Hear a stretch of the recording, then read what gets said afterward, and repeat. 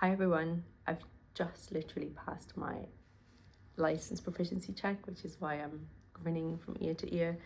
And whilst it's still fresh in my mind, just wanted to tell you some of my top tips. So first, always smartly presented, shirt ironed, trousers ironed, jacket ironed, hair tied up. A lot of companies require this because to get the smoke cut over, otherwise the hair would go in your face. Yeah, for the check, for any test, any check, any exam you have in flying, preparation is key. So I have a folder with so many notes, with so many different procedures and the intricate details of systems and processes that go on behind a system. Study.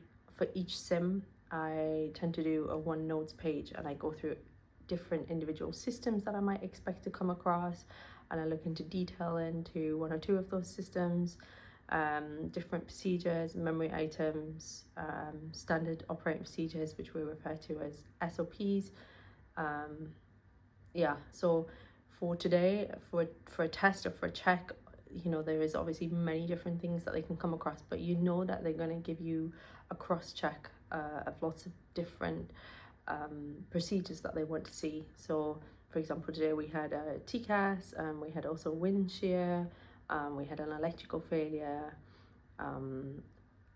what else, something with hydraulics, we did single engine start, all of the taxi procedures. So a good starting point is the standard operating procedures for your aircraft, just knowing exactly on a great day how everything operates, how it works, the right order, the calls and the memory items you need to know. After that, go into detail in the memory items, make sure they're absolutely glued so you have exactly the right command that you call at the right time and the actions, and even try and sit in a chair and go through exactly what your actions will be and where your eyes will look for the scan. So for me it was pitch, speed, pitch, and keeping the ball in the middle. Pitch, speed, pitch, ball in the middle, and then bringing everything else into the scan once you get away from the ground. My notes covered everything, little bits of little systems. So in details of the TCAS, in details of the predictive wind shear system, in details of how the weather radar works,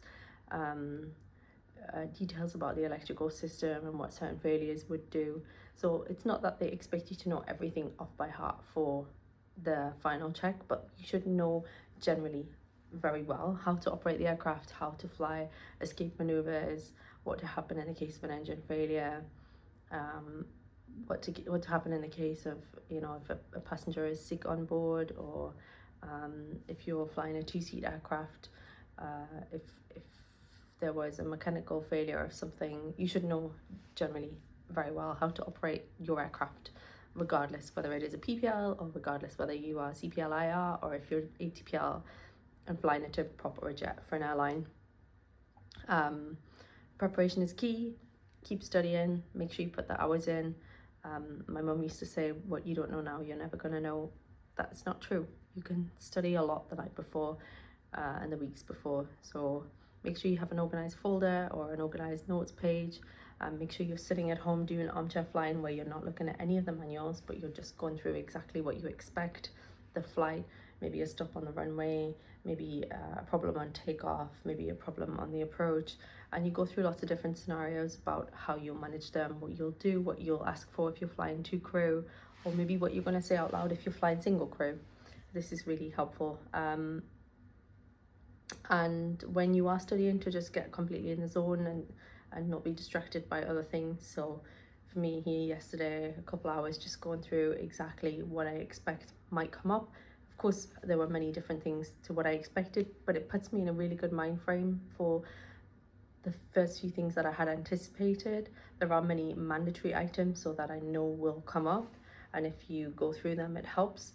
And then it sets a good standard for the other things to come, and you feel like by then you've already cemented what you're doing, you've already got a good rhythm, a good pattern, and you feel very confident in what you're doing. So this is my advice. It's just my advice, nothing to do with the company or anything. If you have any more questions, feel free to send them. There is another webinar coming up on the 1st of September, so I finished the line check today. It's 11th of August. So from tomorrow until the end of August, I have many more sims and some jump seats and some line training and an aircraft competency check and also a line check. So I'm going to be flat out. Think of all your questions, put them in the comments, put a reminder in your calendar for the webinar on the 1st of September. All the details are on the website, www.pilottrainandmentoring.com, and I will see you there.